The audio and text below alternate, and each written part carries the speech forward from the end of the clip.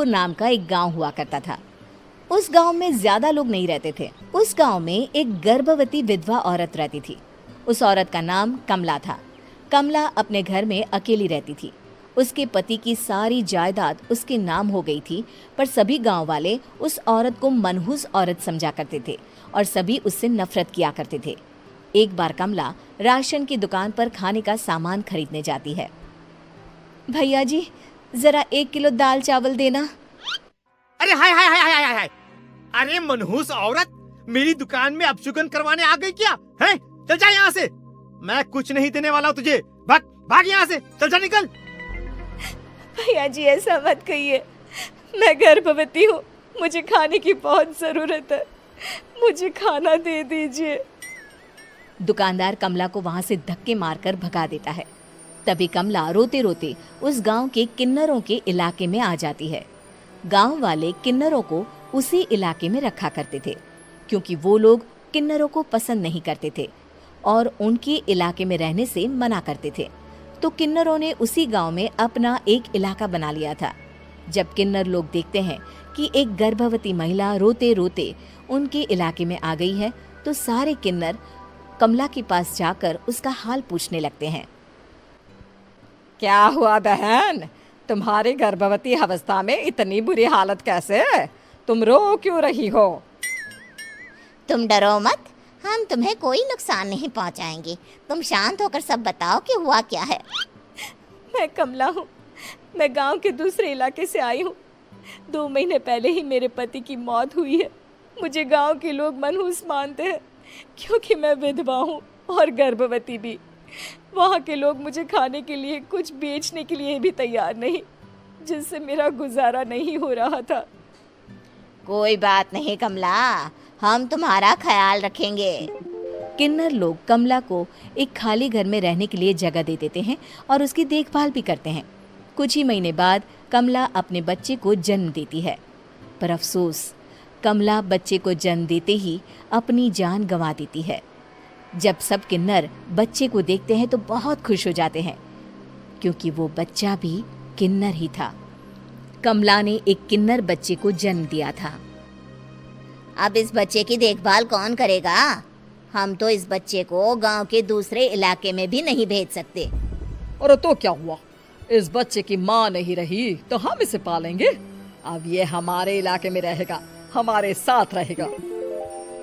फिर वो किन्नर उस किन्नर बच्चे को गोद ले लेते हैं, उसका नामकरण कराते हैं। उस किन्नर बच्चे का नाम शक्ति रखा जाता है। देखते ही देखते शक्ति बड़ी होने लगती है। उसके रंग रूप बहुत सुंदर थे। वो बहुत सुंदर किन्नर दिखती है। एक दिन शक्ति एक किन्नर से पूछती है, माँ जी सुनिए ना, ये गांव के दूसरे इलाके में भी तो लोग रहते हैं, तो हम वहाँ क्यों नहीं जाते? हम उनसे अलग क्यों रहते हैं? शक्ति, क्योंकि वो लोग हमारे जैसे नहीं, वो लोग हमें पसंद नहीं करते, इसीलिए हम उनसे अलग रहते हैं। क्यों? वो हमें क्यों पसंद नहीं करते? मुझे एक बार उस इलाके में जाना है, मैं एक बार वहाँ जाकर घूम कर आऊं। शक्ति, खबरदार, जो तू उस इलाके में कभी भी गई तो अपनी जान नहीं गंवाना चाहती तो उस इलाके में कभी कदम भी नहीं रखेगी, समझी? इतना कहकर वो किन्नर वहां से चली जाती है। शक्ति उस किन्नर की बात सुनकर बहुत रोती है। माँ जी, ऐसा कैसे कह सकती है? उन्होंने इतनी सी बात के लिए मुझे इतना डांटा। अब तो मैं उस इलाके में जरूर जाऊंगी। फिर एक दिन शक्ति गांव के दूसरे इलाके में चुपके से जाती है। ये लोग तो हमारे जैसे ही इंसान हैं, तो ये हमसे नफरत क्यों करते हैं? जब शक्ति उस इलाके में पहुंचती है तो गांव के सारे आदमी उसके रूप से मोहित हो जाते हैं। वो लोग ये अंदाजा नहीं लगा पाते कि वो किन्नर है।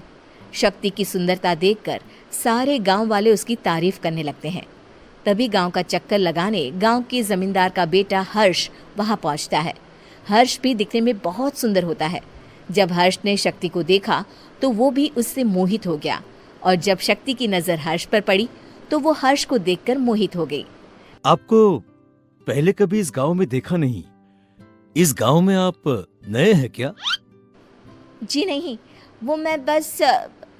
तभी शक्ति बोलते बोलते रुक जाती है और मन में सोचने लगती है, अगर मैंने इनको बता दिया कि मैं दूसरे इलाके से आई हूँ तो वो समझ जाएंगे कि मैं किन्नर हूँ, इसलिए मुझे इनसे झूठ ही बोलना पड़ेगा। शक्ति हर्ष को कहती है, जी हाँ, मैं इस गांव में नई आई हूँ, यहाँ अकेली रहती हूँ।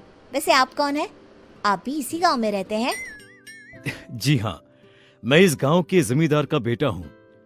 आपको किसी भी चीज की जरूरत पड़े तो आप मुझे बता देना, मुझे अच्छा लगेगा। ऐसे ही शक्ति और हर्ष एक दूसरे से रोज मिलने लगते। वो दोनों अपने प्यार का इजहार करने एक दूसरे से मिलने जाते हैं। तभी शक्ति का पीछा करते करते एक किन्नर वहां आ जाती है। शक्ति, शक्ति, मैं तुमसे बहुत प्यार करता हूँ। मैं तुमसे शादी करना चाहता हूँ। क्या तुम मुझसे शादी करोगी? हाँ हर्ष, मैं तुमसे शादी करूंगी, पर मैं तुमको अपने बारे में एक सच्चाई बताना चाहती हूँ जो मैंने तुमसे छुपा कर रखी है। तभी उनके बीच में ही वो किन्नर आ जाती है। शक्ति, तेरी हिम्मत कैसे हुई ऐसा करने की? वो किन्नर शक्ति को खींचकर गांव के जमींदार के पास ले जाती है। हर्ष भी वहां शक्ति को बचाने के लिए पहुंच जाता है। जमींदार शक्ति और हर्ष के प्यार के बारे में सुनकर गुस्से में आ जाता है और शक्ति को गांव के बाहर निकालने की सजा देता है। शक्ति ये बात सहन नहीं कर पाती और कुएं में कूदकर अपनी जान दे देती है। जमींदार हर्ष की शादी गांव की एक लड़की से करवा देता है, पर हर्ष इस शादी से खुश नहीं होता। शक्ति अपना बदला लेने के लिए मरने के बाद किन्नर चुड़ैल बन जाती है। अब मैं इन गाँव वालों को नहीं छोड़ूंगी, अब इनसे मैं अपने प्यार का बदला लूंगी। किन्नर चुड़ैल गांव वालों को परेशान करना शुरू कर देती है। एक बार वो रात को गांव के खेतों में पहुंच जाती है और वहां आग लगा देती है। सारी फसल जल के राख हो जाती है। जब एक आदमी रात को उठकर देखता है कि खेत में आग लग गई है तो वो वहां पहुंच जाता है। वो देखता है कि खेतों के बीचों बीच एक किन्नर चुड़ैल खड़ी है और वहां खड़े होकर ताली बजा रही है। गांव वाला किन्नर चुड़ैल को देखकर बेहोश हो जाता है। जब सुबह उस आदमी को होश आता है तो वो सीधा जमींदार के पास जाता है। अरे जमींदार साहब, अरे वो किन्नर चुड़ैल ने मेरी सारी फसल जला दी। अब मैं क्या करूंगा? क्या होगा मेरा? जमींदार चुड़ैल किन्नर का नाम सुनते ही सब कुछ समझ जाता है। अब वो बहुत डर जाता है। उसी रात को जब जमींदार डर के मारे अपने कमरे में सो नहीं पाता, तभी वहां अचानक से किन्नर चुड़ैल आ जाती है। किन्नर चुड़ैल जोर जोर से जमींदार के आगे खड़ी होकर हंसने लगती है और ताली बजाने लगती है। जमींदार उस डरावनी किन्नर चुड़ैल को देखकर बहुत डर जाता है। तूने मेरे साथ बहुत बुरा किया, अब मैं तुझे जान से मार दूंगी। नहीं नहीं नहीं नहीं नहीं, मुझे माफ कर दो, मुझे मत मारो। मैं कभी ऐसा दोबारा नहीं करूंगा। अब तुम जो बोलोगी वही मैं करूंगा।